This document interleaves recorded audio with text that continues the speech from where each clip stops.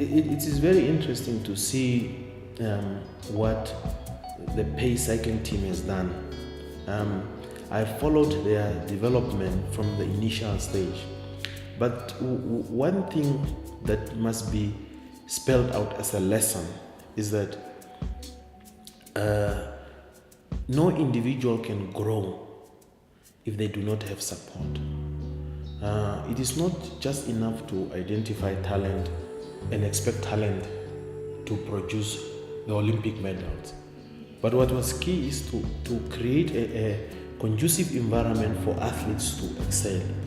And what P.A.Y has done now is they've created an athlete support system where they support the athletes through acquiring the sport equipment, providing them an environment for them to compete both at local and continental level, and also to support them in their basic needs such as human science and medical support. Now, this is the ingredients that is required for an athlete to succeed, because without a comprehensive athlete support system, it's very, very difficult for an athlete to become the best in the world. They started cycling at the end of last year, and one of them came third in the under-23 national championships, 5th overall. Who knows, maybe we get into the African champs in Mozambique at the end of the year, but eventually is to make an Olympic team to get to Rio. I'm also very excited about some of the things that I've been hearing and reading about the cycling team. I'm really hopeful that we can get 1 or 2 Olympic participants in future from out of that program. To tell you a little bit more about the cycling team, these guys are mentors to the little kids here at P.A.Y. These guys are the first Katutura cycling team, and as we all know, cycling was regarded as a white sport in Namibia, and these guys are the first black team to stand up and make a very strong team that competes highly in Namibia. And it's been quite difficult for these guys because they've been stigmatized everywhere they went.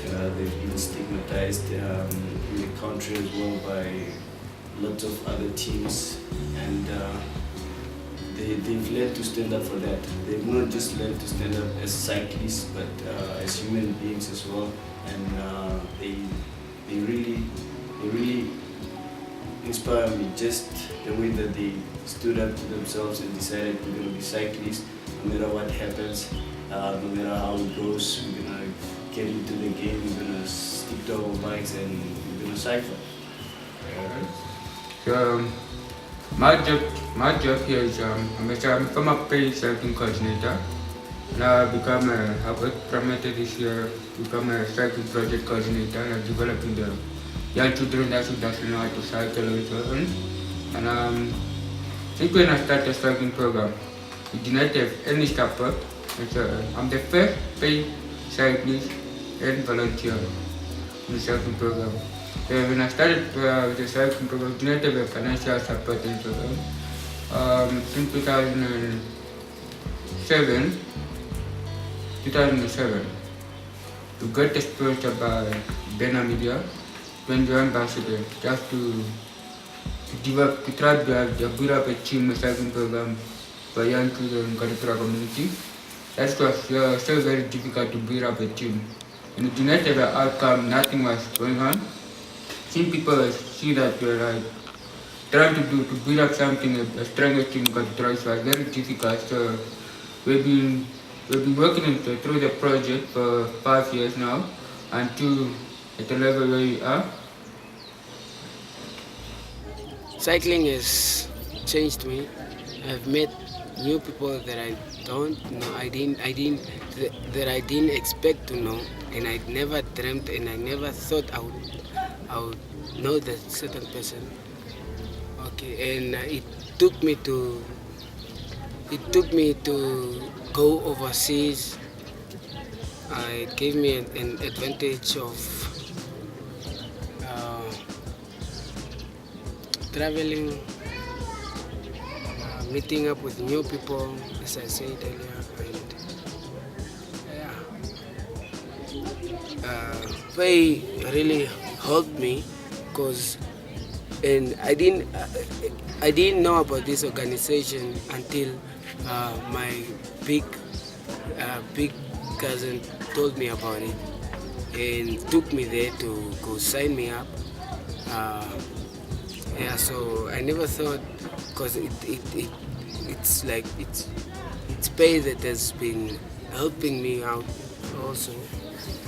And I've known P.A.Y as an organization that really takes some of the young children from the street, some of the children that lives in the neighborhood of Katutura, and they provide them an opportunity to a platform where they can grow holistically by using education and sport to become better citizens of the country. And the program create future leaders. If you look at some of our top athletes that are currently in national teams, if you look at in football, you look at in basketball, in cycling, some of these kids are now captains of their various teams because they were developed to become leaders through advancing their education, at the same time getting a leadership attributes from being involved in sport.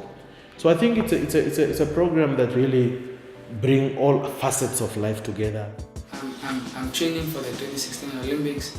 I want to qualify for that because going to the Olympics village and meeting all those people will be a very great thing. And I think the cycling team at the level where I see them now, it's not going to be hard for them to qualify for the Olympics. Because the way they are going forward, it's a very powerful way. They only need sponsorship. Through sports, we have seen how our cycling team is progressing very well, and I've seen how the swimming team are preparing to go to the World Championships in Egypt. So, and some of our participants through the academic purposes are going to university, coming back to the program to volunteer and just to give off what they had learned through the years. I see so much in all of them. I see so much potential, and I see them realizing. And so we move from potential to actually realizing it. And potential becomes this. It becomes more success and goals achieved. Yeah. And if they can do it, for me, what I understand, we can all do it. And a lot of young people who society sidelines or people give up on, there's no need for us to give up. Not because when we give up on young people, and when young people are 68% of the population, we're giving up on the nation. And there is no need.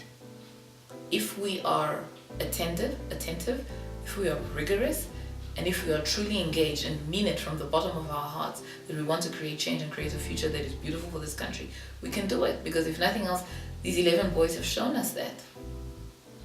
Because young people are willing to be part of positive development for themselves. But please give them a platform. And please guide the process. As I mentioned earlier, P.A.Y solves so many problems that are on the government's hands right now. One of our biggest crises in Namibia right now is education. Our people that have gone through school, and I know some people that have gone through 12 years of school, but today ask them to even write a motivational letter for their job application or for internship application, they don't even know where to start.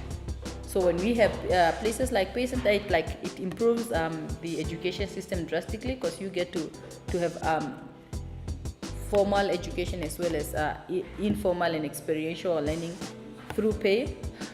And also you don't put your onus on the government. You are taught how to be resourceful, you're taught how to work well in teams, and you are taught how to lead people, because we always have all this leadership thing going. So the best thing that the government can do for our nation right now is have small P.A.Y program in each and every constituency.